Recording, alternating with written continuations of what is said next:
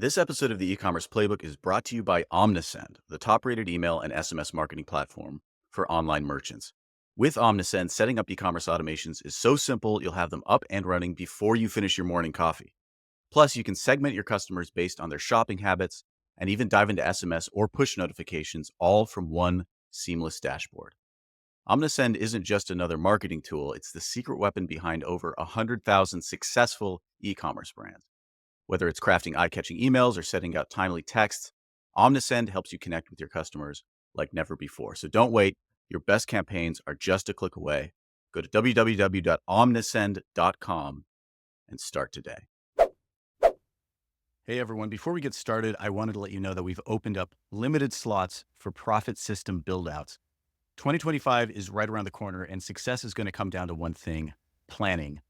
Our profit system setup includes a custom model 2025 forecast, a custom media plan, a cohort retention model, and a daily marketing calendar, all of which combine to set daily expectations for 35 key e-commerce metrics.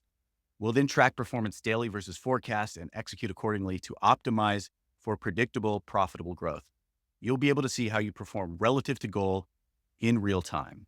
So if you're the CMO or CFO of an 8 to 9 figure e-commerce brand, go to profitsystem.com to learn more and see how you can get your profitable growth plan built in just 30 days. That's PROPHIT system.com. Hey folks, welcome to the e-commerce playbook podcast. I'm your host, Richard Gaffin, the director of digital product strategy here at Common Thread Collective. And I'm joined today by two people who've been on the pod before. They've been on the pod a few times. We got Luke Austin, our VP of e-commerce strategies, joined us, and also Tony Chop, the Chopper himself, our VP of paid media here at CTC. What's going on, fellas? Hello, Richard. Hi. Luke, what's up? Just getting ready for the biggest time of year, Super Bowl of e-commerce. Somehow we're here on the 20th of November, probably a good precursor for, I'll be sipping on a red Solo cup that does just have water. It's just what we had left in the office, but we're very optimistic, right? This is not an indication of our current sentiment or mood, but yeah, we're in it. A lot of early bird sales and holiday collections have launched. Pretty positive early signs across the board, and anticipating what the FCM holds.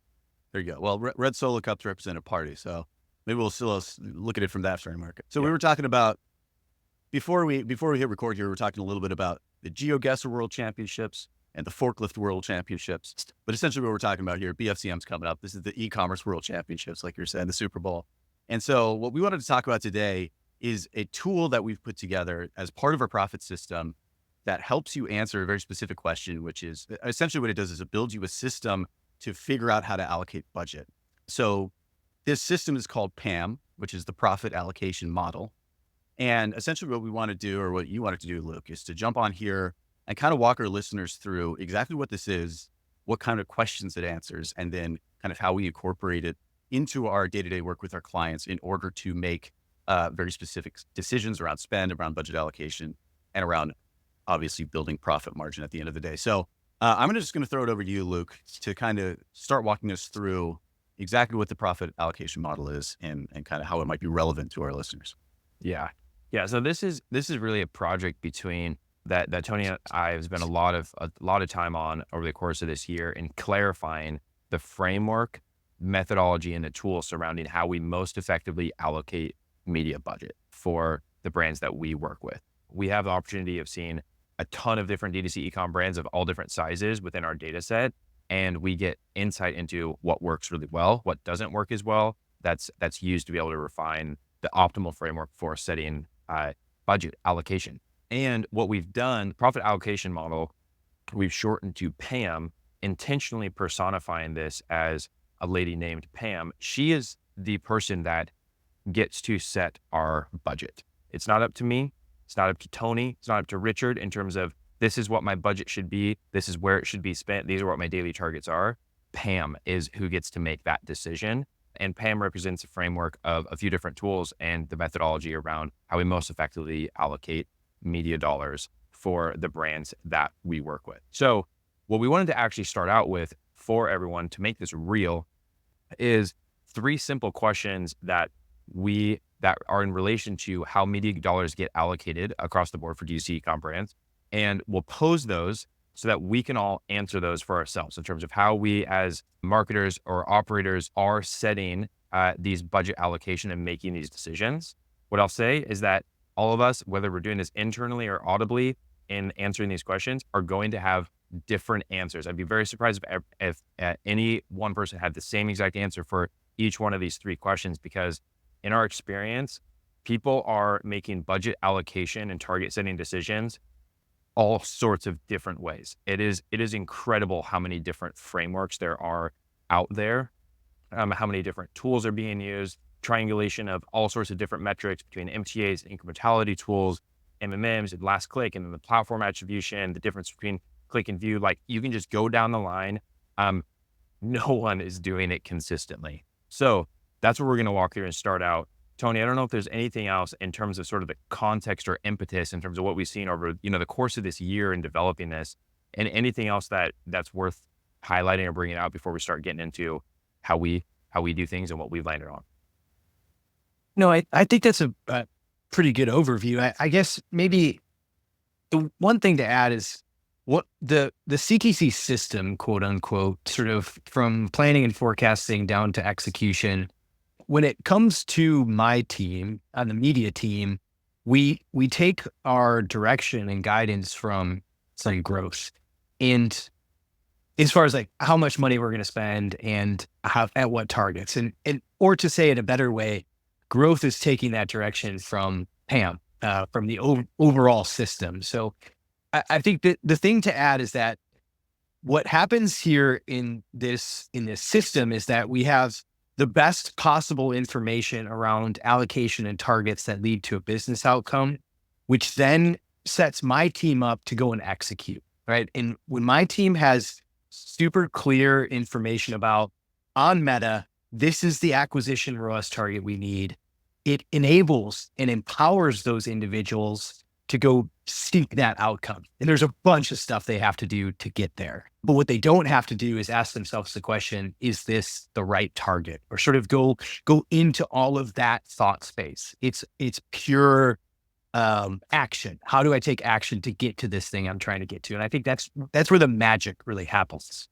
Yeah. And it's a great call, because what this impacts most every role within the D2C e-commerce organization, in terms of the forecast that's being set, in terms of the folks executing on the media channels, in terms of the amount of creative that you need to be able to support those. Like, this has ripple effects across the majority of the organization as the result of what you're using to answer these three specific questions as it relates to budget allocation. So let's run through them. We may be able to pull up these visuals as well as we go through. But I'll try to articulate them. So there's three core questions in this priority order that every D2C e-com brand owner, operator, marketer has to contend with. First question: what should my total ad budget be to maximize profitability within my desired time window? What is the amount that I should spend in full this coming month based on what my business goals are for when I'm trying to maximize profitability for the organization and realize enterprise value? So what should my total budget be? Second question: how should that total budget then be allocated across each of the individual channels for the most incremental outcome? How do I go from that total budget then to a channel level allocation that's going to result in the most incremental allocation of those dollars on driving revenue and profitability for the business? And then the third question, which is, what are the campaign level targets and expected profit outcome for every single day that I'm going to track against to make sure that the plan is coming to fruition? Really important. Campaign level targets. Campaigns are where the settings exist within the core ad platforms, right? On Meta, we're setting a campaign level budget, campaign level optimization, a campaign level target if we're using cost controls of some sort. Same on the Google side of things. We have to translate total budget to allocation across channels to what should my target be in this specific campaign in this ad platform in a way that connects these three things all together. It's a really challenging progression for sure, but it's necessary because these are the decisions we're all making every month, every week, every day for the brands that we're all involved in working with. So take a moment, think about those questions for yourself, how am I setting the total budget on any given monthly basis? How am I then deciding on, do I spend 50% of it in this channel and 50 in this, or 60-40? What's the channel allocation look like? And then third, what then is the campaign level target within the platform that I'm going to operate against that somehow connects those to those first two questions? Try to define that clearly for yourself of where you're at right now, because what we're going to propose is what our answer is in order to answer each of these questions in the most optimal way. Cool. All right. Well, let's look. Yeah. Once we give the folks a chance to think about the answers to those questions, then let's just roll straight into what we think the solution is here around media allocation. And the first slide that I'm looking at here says incrementality is the gold standard. So it's a word we used a billion times, but we're jumping back into it right now. So tell us a little bit more about how that kind of relates. Do you sell stuff online? If you do, you need Omnisend. Yes, that Omnisend, the powerful yet refreshingly intuitive email and SMS tool that helps you make $73 for every dollar spent. The one that's so good, it's almost boring. Like watching steady lines go up and up and up. Just automate your email and SMS campaigns with Omnisend, set it up once, then sit back and watch the sales roll in while you snooze. Oh, are you still awake? Then give Omnisend a try and start getting sales so steady they'll definitely put you to sleep. Just go to www.omnisend.com or click the first link in the show notes. Yes. So let's take one step back actually. So incrementality it plays into the second question here, which is how should the total budget be allocated? But first we have to answer the question, what should the total ad spend budget be based on what my business objective is? Now, the tool that we have developed for that at CTC and spent a lot of time in building out through Steve Rekick's work and the data team is the spend AMER model. The spend AMER model is an ensemble model of about 18 different models that take into account degradation of acquisition efficiency at different spend intervals by looking at factors like seasonality, historical performance, and we could go down the line. It looks at Google search trends for your specific category. But the spend AMER model is the tool that we have developed for this. What the spend AMER allows us to see is at different spend levels for different months in the year, what is my expected new customer revenue, contribution margin from new customers, AMER, new customer CAC at that specific spend interval, and then be able to optimize for 3 different scenarios: maximizing contribution margin from new customers in month 1, maximizing contribution margin from new customers in a given LTV time period, so against a 60, 90, 120, 1 year LTV time period, or maximizing revenue from new customers at break-even contribution margin for that month. And so what we're doing is defining the business objective and then using the spend AMER model to set the spend level and the total ad spend budget for that month based on what the business objective is. So that is the tool that we have developed to answer that first question of what should my total budget allocation be? Because again, we have seen this being done in all sorts of different ways. Many brands are spending past their efficiency frontier, or to say that another way, spending much more for a negative incremental AMER in any given time period than is necessary. There are brands who are below their efficiency frontier, and then many other brands who just want to be able to see at different spend levels, what is the trade-off between my top line and bottom line outcome. So the spend AMER model is the answer to question number 1. How much? Luke, I've heard you say this before too, and I love it. Like you said it earlier, like Luke doesn't decide how much your budget is. Richard doesn't decide. Tony doesn't decide. The spend and AMER model decides based on the business outcome that's being sought, whether it's maximizing profit in a certain window or whether it's maximizing new customers in a certain window. Yeah, that's exactly right. And what we're doing each month is we're actualizing the model and then we're updating it based on the actual months that we have in the history with the goal of feeding the model, because the model is a representation of what our current trajectory is based on historical performance. Our goal is to beat that model outcome. And so each month we're looking at how do we land against the model? Do we land over, under the expectation? And then what does that mean for us setting next month's target? And allows us to quantify that really, really specifically. So spend AMER model says the total budget. Then we need to go from here's my total spend for next month. How do I allocate that to each of the core ad channels in the most optimal way. That is where incrementality comes in as the gold standard of measurement. So Tony, I'll kick it over to you to walk through why we use incrementality as our core framework and then how we use it. Yeah, I think the easiest way to describe it is a really simple premise that everybody's familiar with. If you take the reported conversion value or revenue in Meta, in Google Ads, and TikTok, for example, and add those three numbers together, you're going to get a number that's bigger than what you see in your Shopify store for any given point in time. So all of the platforms have, and there's all the attribution, all the various questions that go into sort of the mixture of why this is the case. But we understand that there's a difference between what the platforms are saying their contribution is and what shows up in our bank account in any given month. The purpose of incrementality is really, really simple.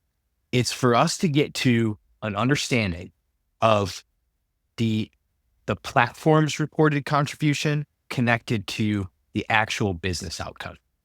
So we do this with really simple studies, geo holdout studies, very, very simple stuff. We hold out the media in a specific region. Now there's a bunch of data science that goes into how we get there. And we partner with all the major platforms like House and Measure, and we have our own tool that we use as well. But the idea is really simple. Hold out media in a specific area. That's one piece of the idea. Another piece of the idea that's really, really super important, and this is a thing that is really important that we have to latch on to. The measuring stick for these studies, it has to be store revenue. Okay. Very, very important. All of the channels offer some sort of incrementality or lift studies. Meta does conversion lift. Google has the same thing, but they all use platform reported revenue. Okay. And that's actually the thing that we're attempting to interrogate and understand more deeply. Okay. So when we do, the purpose of doing any of these incrementality studies is to understand the difference between the platform's reported contribution and the iROAS or the ICAC, which is our interpretation of that channel's contribution or that tactic's contribution to revenue. So that's the basic premise of how it is, how it happens, why it happens. And I'll add one more thing, which, Luke, I know we're kind of getting to the next stage of like target setting, but this idea of iROAS or incremental ROAS or incremental CAC is the piece of information we need in order to get to stage 3 of the puzzle, which is how do we set a target in the platform for our media team to go and take action on? Yep, exactly. So the incrementality percentage or incrementality factor is the key that we're looking for here, which is what Tony's talking about is it's the relative measure between what the platform is reporting versus what the geo holdout test is reporting and the difference between those two things expressed as a percentage, right? So if Meta is for a certain campaign set saying it's operating at a 7-day click ROAS of 2.0, and then we run a geo holdout test and it confirms the iROAS of Meta is a 2.0, then that has 100% incrementality factor for 7-day click. Yeah. Yep. So that is what it is reporting on Meta is very aligned with what the true incremental impact is.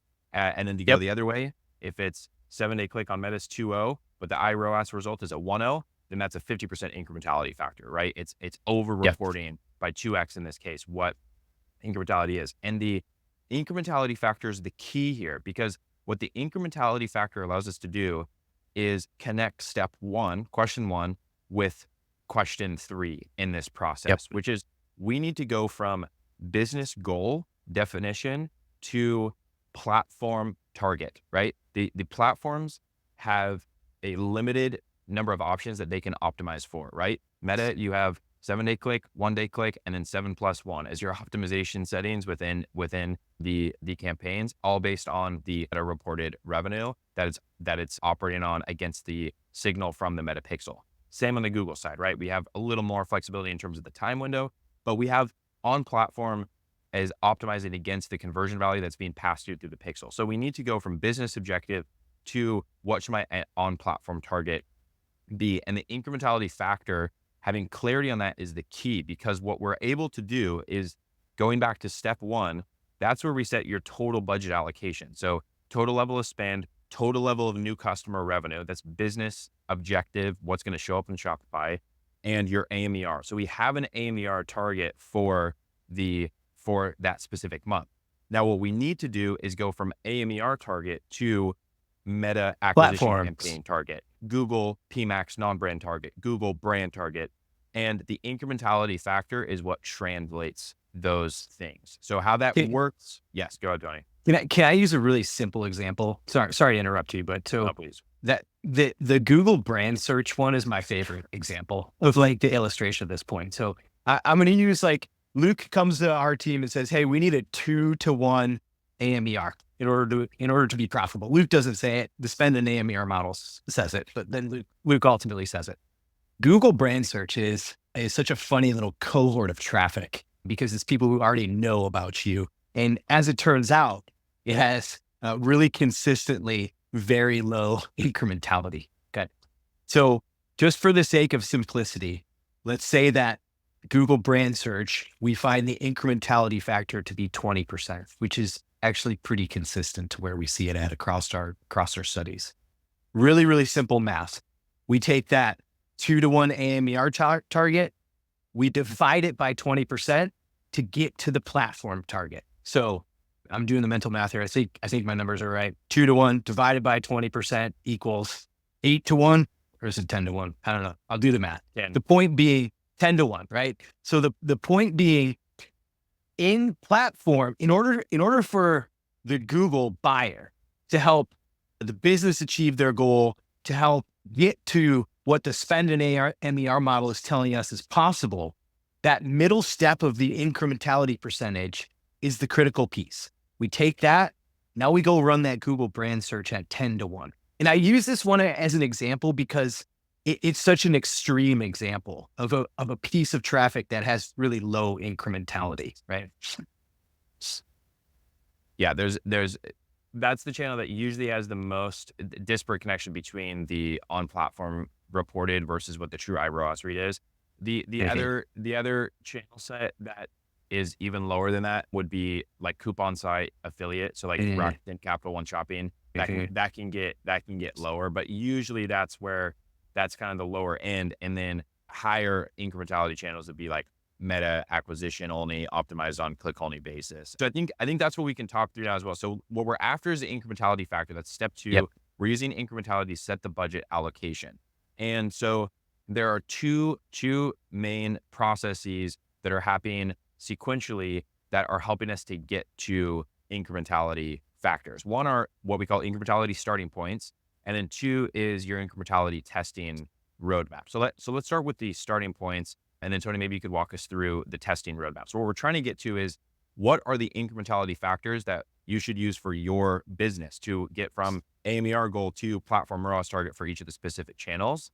And we have to start somewhere, right? We're gonna conduct geo holdout tests in a specific roadmap way. Tony's gonna walk us through that. But right now, today, we need to start somewhere in terms of assuming some level of incrementality between the different channels and tactics that we're running. And so what we've done over the course of this year is created a catalog, a database of the incrementality geo holdout results that we have run for the brands that we work with based on data from partners like Measured and House that Tony mentioned.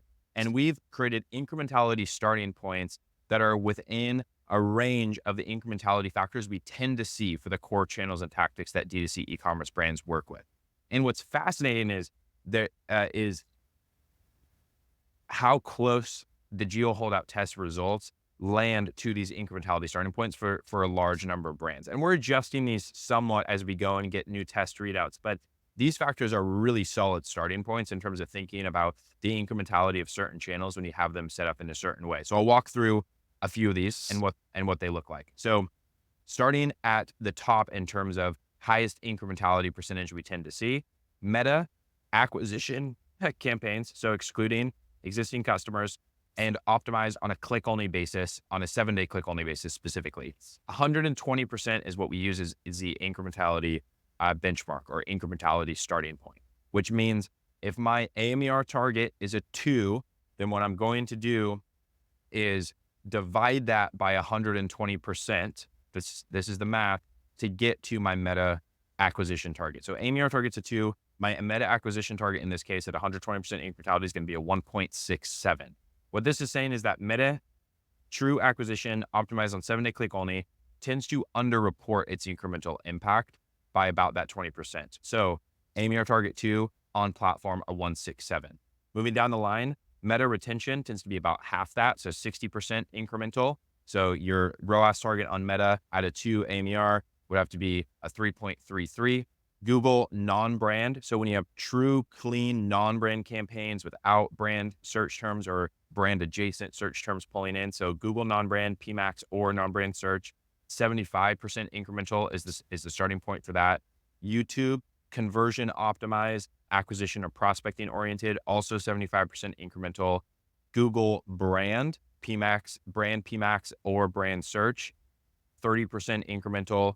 And then we could highlight some others here I mentioned, like affiliate coupon sites, Rakuten, et cetera, about 25% incremental. And then what we tend to see is that higher, like awareness optimized campaigns, depending on the platform, tend to have a much more disparate incrementality factor, where we can see, you know, a CTV channel at 230% incremental, but the on-platform reported ROAS is a 0.3. So like the iROAS is still really low. So that bucket gets a little more disparate. But for our core channels, meta acquisition, meta retention, Google non-brand, Google brand, those are the incrementality starting points we'll start out with to assume what the incrementality factor is to get from AMER to the on-platform target. Yeah, the one thing to add here is in both Meta and Google, the incrementality difference between acquisition-focused campaigns and retention on Meta or brand on Google, the difference between those being so large is the reason why. It's a really important reason for why we do account structures the way that we do, why we separate these two types of traffic in your account, because the difference in the incrementality percentage means we're going to need to have a much different target for a Meta acquisition versus a Meta retention campaign. Same thing in Google. We're going to need a much different target for a Google non-brand campaign versus a brand campaign. The other thing that I want to add to this piece of the conversation is to me, in my mind, there is no right or wrong answer when it comes to attribution windows or blah, blah, blah, blah, blah, any of those things, right? Think about it this way. On one hand, you have incrementality percentage, and on another hand, you have attribution stuff. So as your attribution stuff goes wider, so longer windows, more view, as this line goes up, your incrementality percentage goes down. Okay. So if you want to run display advertising with a 60-day view through, for example, I'm going to say, okay, cool. We're going to run it through incrementality, and it's likely going to be very, very low. And what we would need in order to create profit from that sort of setup is a ROAS target of 40-1 or whatever it is, right? So bigger attribution, wider attribution, lower incrementality. Not necessarily right or wrong, but this is why this question is so important, so that we can get to the platform target. And to my point earlier, the difference between acquisition and retention or brand is an impetus for why we structure media campaigns the way that we do.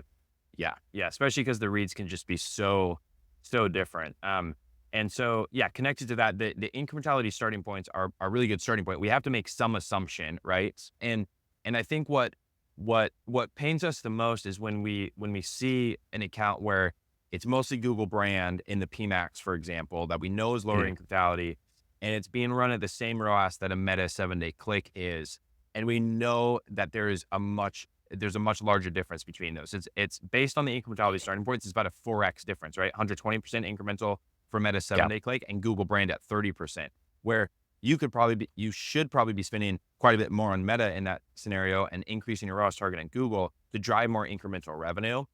But incrementality starting points get us there. Now, all that said, incrementality starting points are great, but these do change on a brand to brand basis, absolutely, based on category and then the brand specifically, how much competition you have, et cetera. So a testing roadmap is crucial because we need to validate these for your specific brand. So Tony, walk us through how we think about prioritizing a testing roadmap schedule. Yeah. And so 3 core buckets. First bucket, core channels. So I'll use the example of Meta and Google as a for example, but anywhere where we're spending significant investment now. And the first piece of the puzzle is to test the core channels around acquisition and retention, or in Google, brand and non-brand. That's step number 1. That needs to rely on an incrementality testing tool that uses store revenue as the measuring stick. Measured house, we have our own. The second piece that we have is new channel activation. So any exploration that we're going into or any of the smaller spending channels. So we want to expand our reads to new channels that we want to test or smaller spending channels. Core channels first, new channel activation.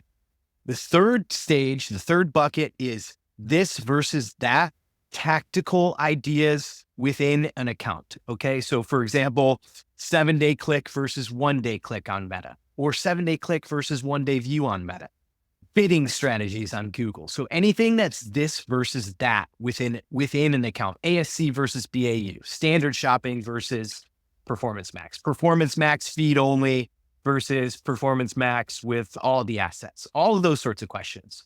Step number 1, core channels, the big stuff needs to use incrementality measurement that uses store revenue. Step number 2, smaller spending channels or new channel activation, same story, needs to use incrementality testing that uses store revenue. Step number 3, this versus that questions. And here's where you can actually open up to using in-platform conversion lift studies. Okay, so if you wanted to test ASC versus conversion campaigns in Meta, but you already have your overall channel incrementality read, you can use Meta's conversion lift study in this scenario because you're going to apply the same factor that you have from step number 1. So these tools that Meta and Google offer for conversion lift are valuable and useful, and sometimes they can be really fast to execute. So I do have a place for them and where we use them. It's just important where it sits, and it has to be this versus that question inside the channel. All right. So I think we can recap at this point. We walked through all the steps as it relates to the 3 core questions that we're trying to answer. What should my total budget be to maximize my profitability within my desired time window? The spend AMR model is what gives us the answer to that question. How should that budget be allocated across channels for the most incremental outcome? Incrementality is a measurement framework that we have seen be most effective to answer that second question, starting with incrementality starting points and then running a testing roadmap to validate the factors for your business individually.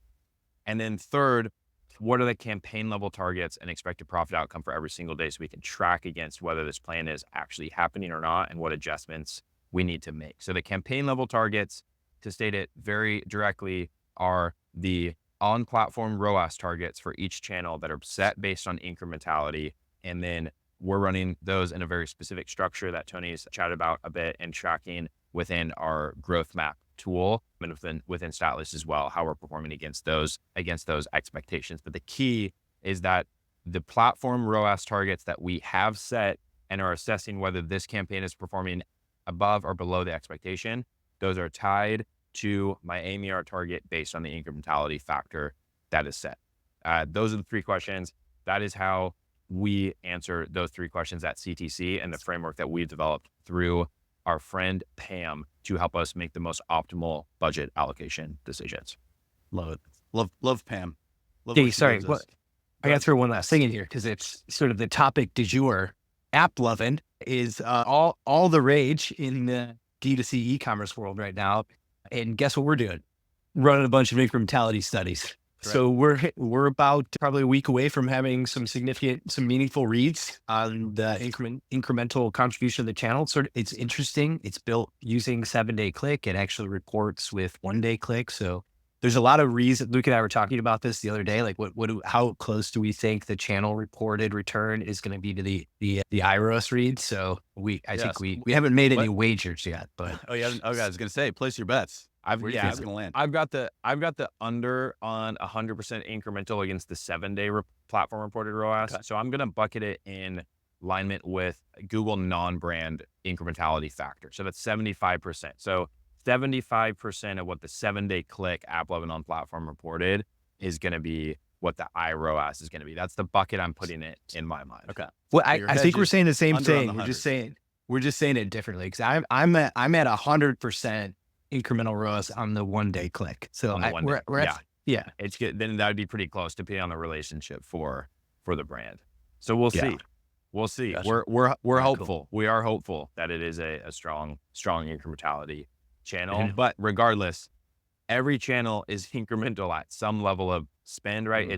It's just a question of what should the ROAS target be adjusted to based on the incrementality factor. So even if it's 10% incremental, we can spend some budget at 10% incrementality factor. It's just going to be a really high ROAS target that we have to hit.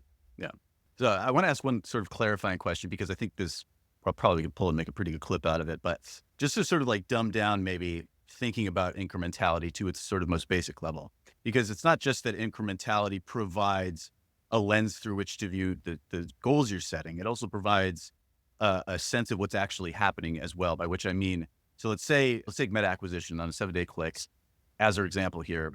Let's say you're getting a 1 ROAS on your meta acquisition on a 7-day click attribution window. That means in reality, you're getting 1.2 because 120% is the incrementality benchmark. That's Is that right. correct? Right. That's right. The 1.2 is reality because the 1.2 is based on a geo-holdout test that's based on Shopify revenue. So the 1.2 is actual Shopify revenue showing up against that spend. And then inversely, yeah, if it's a 1 on Google non-brand, then it would actually be a 0.75. You're just getting 75 cents on that dollar actually. Right. So that's as sort of a way to begin to assess maybe like where you're at relative to what the actual incremental impact of the channel might be. Just doing some quick math on, let's say, because Google brand's a great one, because let's say you're getting like a 15 or whatever. Actually, what we're looking at is you're getting around a 5, maybe less ROAS on that channel. And it's important to kind of keep that in mind as you assess the performance of each channell. Exactly. Cool. Yep. Probably closer to a 3. Yeah. There you go. But yeah, exactly. Yeah. Cool. All right. Well, I think that's super helpful. And again, hey, if anybody of you or any one of you are in a position where you want to hire us as an agency, we can help you with this. Go to commonthreadco.com, hit that hire us button, let us know you want to talk. We'd be happy to discuss putting PAM to work on your business. All right, Luke, Tony, any last words? Anything else you want to share with us? Still have a big Black Friday. Yeah. Go PAM. That's right. Go PAM. Cool. All right, folks. Well, thanks for joining us again, and we will see you all next week. Take care.